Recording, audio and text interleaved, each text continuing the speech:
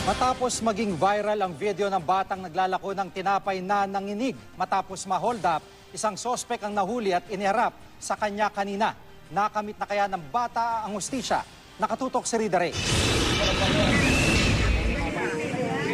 Di gaya ng sa videong ito kung saan nanginginig pa sa takot ang batang itago natin sa pangalang Andro matapos ma-hold up habang naglalako ng tinapay sa kalsada, kanina tila nabuhay na ng loob at masigla na ang bata. Personal na nakipagkita kanina si Caloocan Mayor Oscar Malapitan sa bata at ina nito para iharap ang di umano'y suspect sa pang-hold up na nahuli raw ng barangay Tanod. Pero agad din daw itong pinakawalan. Hindi raw, sabi nitong bata, hindi raw yun. Kaya pinauwi na namin. Napakahirap magsimula dahil walang CCTV, hindi alam ng pulis kung saan magsisimula.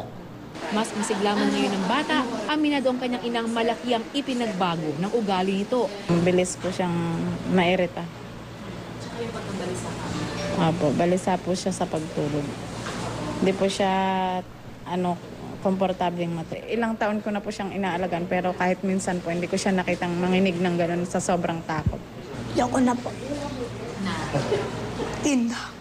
Parang naramdaman mo init at takot po. Dahil dito, isa sila ng mga bata sa psychological assessment at stress debriefing. Kaya galit siya, nanginginig dahil nga po ayun yun nangyari kasi kailangan niya talaga yun, numuin yung pera para sa kanya.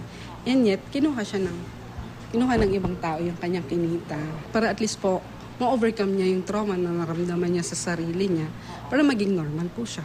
Iniutos ng lokal na pamahalaan ng Caloocan na mas paigtingin pa ang manhunt para mahuli ang suspect sa insidente. Rida Reyes, Nakatutok, 24 Oras.